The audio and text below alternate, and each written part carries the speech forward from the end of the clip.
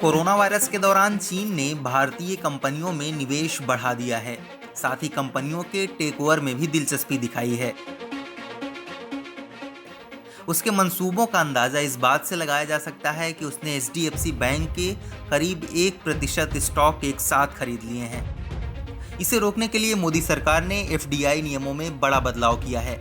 नए नियमों के मुताबिक भारत के साथ जमीनी सीमा साझा करने वाले देशों के एफडीआई के लिए सरकारी मंजूरी अनिवार्य होगी।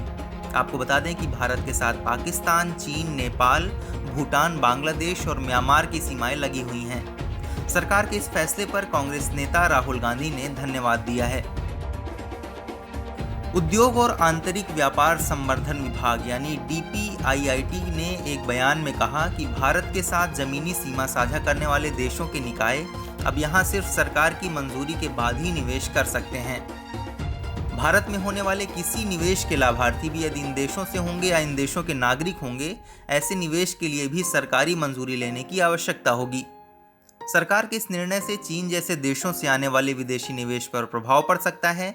सरकार ने कोरोना वायरस महामारी के मद्देनजर घरेलू कंपनियों को प्रतिकूल परिस्थितियों का फायदा उठाते हुए बेहतर अवसर देखकर खरीदने की कोशिशों को रोकने के लिए यह कदम उठाया है।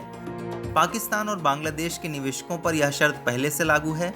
बयान में कहा गया है कि सरकार ने मौजूदा हालात का फायदा उठाकर भारतीय कंपनियों को खरीदने की हो सकने वाली कोशिशों को रोकने के लिए एफडीआई नीति की समीक्षा की है। डीपीआईआईटी ने बताया कि किसी भारतीय कंपनी में मौजूदा एफडीआई या भविष्य में एफडीआई के मालिकाना हक बदलते रहते हैं और इस तरह के सौदों में लाभार्थी भारत से सीमा साझा करने वाले देशों में स्थित होता है या वहां का नागरिक होता है तो इसके लिए भी सरकार की मंजूरी की जरूरत होगी। नांगिया एंडरसन एलएलपी के निदेशक संदीप झुंझुनवाला ने इस बारे में कहा कि भारत चीन आर्थिक और सांस्कृतिक परिषद के आकलन के अनुसार चीन के निवेशकों ने भारतीय स्टार्टअप में करीब 4 अरब डॉलर निवेश किए हैं।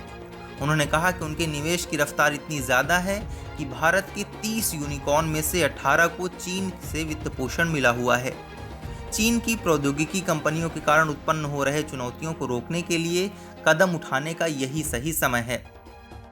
उल्लेखनीय है कि दिसंबर 2019 से अप्रैल 2020 के दौरान भारत को चीन से 2.34 अरब डॉलर यानी 14,846 करोड़ रुपए के एफडीआई मिले हैं।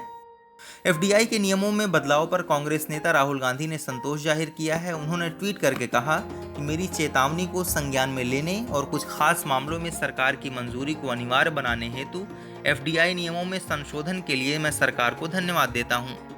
बता दें कि राहुल गांधी ने 12 अप्रैल को एक ट्वीट में कहा था जिसमें लिखा था कि भारी आर्थिक सुस्ती ने कई भारतीय कॉरपोरेट्स को कमजोर कर दिया है और वे अधिग्रहणों के आकर्षक लक्ष्य बन गए हैं। सरकार को किसी भी हाल में राष्ट्रीय संकट की इस घड़ी में किसी भी भारतीय कॉरपोरेट को विदेशी हितों के नियंत्रण में जाने की अनुमति नहीं देनी चाहिए।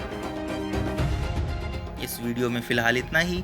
आप अपने सवाल और सुझाव हमें कमेंट करके बताइए। बाकी ऐसी ही ताज़ा तरीन खबरों की वीडियो अपडेट्स देखते रहने के लिए हमारे चैनल को सब्सक्राइब कर लीजिए। अगर ये वीडियो आप फेसबुक पर देख रहे हैं तो हमारे पेज को लाइक कर दीजिए। धन्यवाद।